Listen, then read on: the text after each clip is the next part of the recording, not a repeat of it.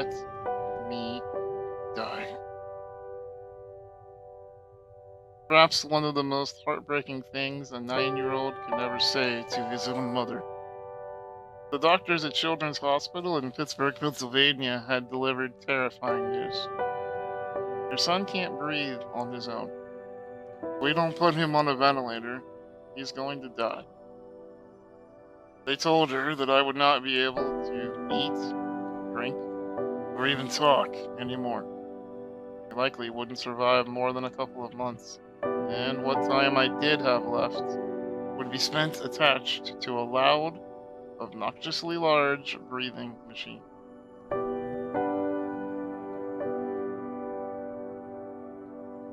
My younger self couldn't imagine life like that. Using a wheelchair was bad enough. Being profoundly disabled and so different than all the other children was bad enough.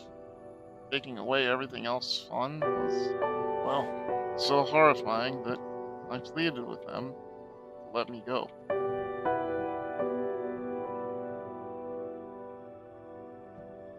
My mother's a stubborn woman. You have to be when your child is disabled. She can argue better than any lawyer I've ever met, with an uncanny ability to face anyone in any system if it meant saving me even an ounce of pain. She's someone who taught me a valuable lesson. There are few inaccessible situations. You can overcome any obstacle if you look at the situation the right way. On December 15th, 1989, her 38th birthday, my mom gave the go-ahead to the doctors to give me a tracheostomy, resulting in the plastic tube you see in my throat today. Against my wishes, she saved my life. Sometimes, you have to be saved from yourself. Recovery was hard. I spent a lot of time staring at an oversized clock on the wall of the intensive care unit that I was being held in for many months. The beeps and the alarms of the ICU kept me up at night. Couldn't tell you how many times I cried from pain versus how many tears I shed from feeling alone. The only thing strong enough to overcome the immense pain was the overwhelming sense of loneliness, a deep hopelessness that I was on my own and no one would ever want to be around me again. One day, a recreational therapist brought a huge white filing cabinet on wheels to my bedside. She explained that it was a computer with a video game connected to all the other children's hospitals around the world. In it, you could wander around a majestic island with waterfalls, unicorns, and a lot of bright, beautiful sunshine. Scared, but intrigued, I logged on to the game and met a lovely pink star hanging out underneath the biggest waterfall. We talked for hours. We shared what we were going through, how mean the doctors were, how nice the nurses were being to us, and how badly we missed our pets. She quickly became my refuge, my safe harbor in a hurricane of despair. I returned to our place of solitude underneath the waterfall by the biggest palm tree on the island as often as I could, even for days after that star stopped shining. In the end, a tiny human on the other side of a virtual paradise did for me what no other human could have possibly done at the time. She made me believe there was hope. Sometimes, what you need is someone to make you believe in tomorrow. A decade later, I met a beautiful woman on a black nightmare steed. Her name was Morgan.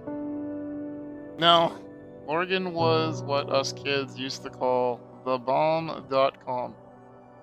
She was beautiful, witty, charming, intelligent, and way better at slaying dragons than I could ever be. You know that moment when you meet someone who's going to change the rest of your life, but you just haven't figured out how yet?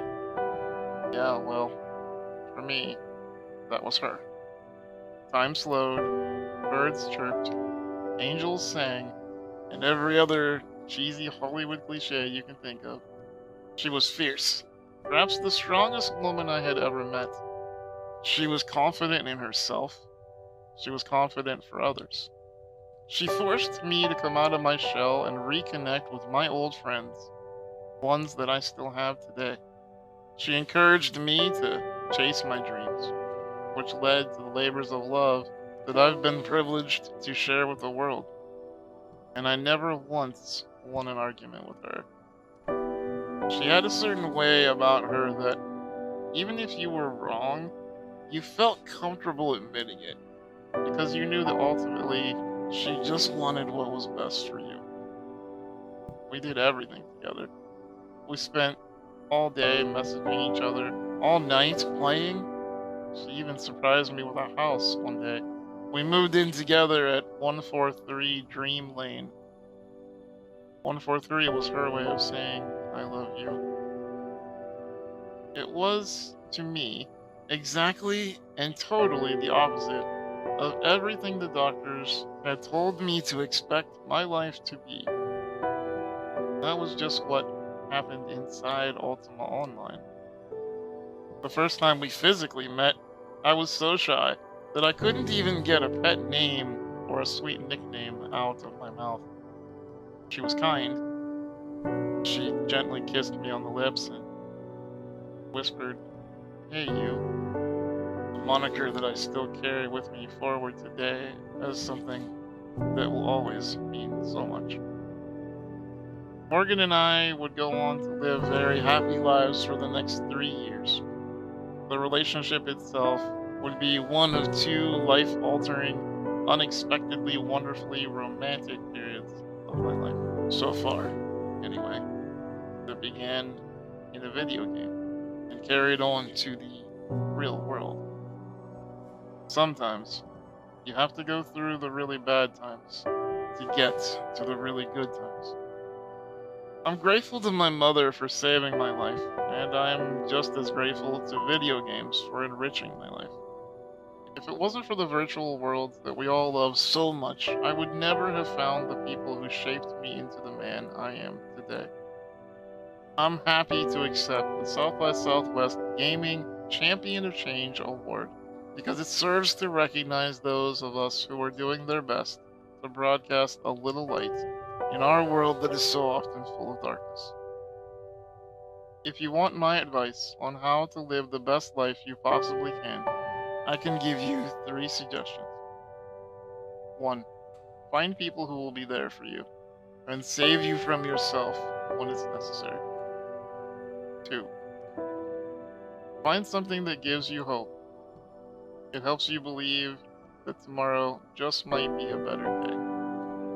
3. Find a good day from your past and compare it to one of your darkest days. It's in this that you can remind yourself that although things themselves don't always get better, you yourself get better. You yourself level up with experience. You unlock the special abilities deep inside your soul that enable you to take on the world.